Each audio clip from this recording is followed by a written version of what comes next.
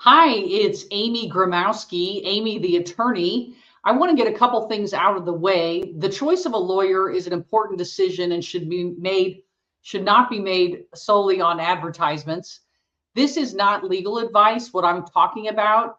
What I am doing is reporting on recent news stories and putting them in a legal framework. So on Monday, earlier this week, we talked about this horrific dog biting that killed a man in South Kansas City in the past 10 days. And we're going to take a little look at Kevin Holmes of KCTV5 reporting the story. I want to warn you, this next story is pretty graphic and you may find the details and visuals disturbing. This says a man has died after being attacked by a pack of dogs in South Kansas City. The encounter caught on camera and the attack lasting 23 minutes. Okay, so that is obviously horrific and 23 minutes, but on earlier this week, we talked about the criminal liability, and I'll link that video here so you can see it, or you can check out my YouTube channel, kc.lawyer. What we're going to talk about today is the civil liability. And what we mean by that is what can the family recover in terms of damages from this man dying from this dog attack. So we're going to talk a little bit about what the civil liability means. Money damages for the family. If this case were to be filed, it would be filed in Jackson County and would be normally filed by a plaintiff's attorney. That's the kind of lawyer that would handle this case. The outcome of the criminal case would not necessarily affect the civil case.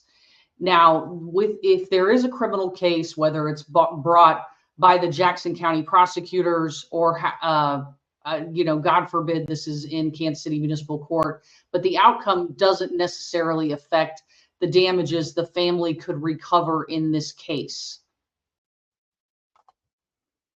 In this case, civil liability is based on strict liability, meaning that the mindset of the owner or the intent of the owner or the knowledge of the owner of these dogs doesn't matter. What that means is the following things would need to be proved by the plaintiff's attorney who brought this case. First is the injured person did not provoke the dog. So now we have a limited amount of the video that we were able to see of this incident. Of course, we don't know the whole story. So we don't know any of this. So this is just supposition.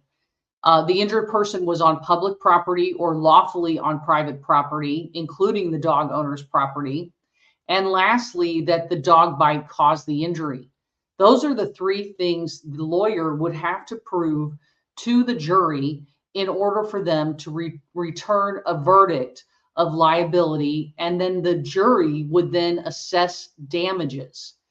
There is also a statute in the Missouri Code which allows for a $1,000 fine to be levied against the owner of the dogs in dog bite cases. And so it is likely that the lawyer in this case would also plead this statute as well as the statute, or as well as strict liability negligence of the dog bite and proving those things. Now, who knows what's going to happen? A lot of times in these cases, people are like, well, what if this person, the dog owner, doesn't have any money? And that's a good question. But many times the dog owner does have insurance on their house, which may be used to collect a judgment against them for the dogs. So that is a possibility. Again, this is not legal advice. I'm talking about Kansas City news stories that have a legal bent. If you have any questions, hit me up in the comments. I appreciate everybody's comments from the other day. It was a lively conversation. Thank you so much and have a good day.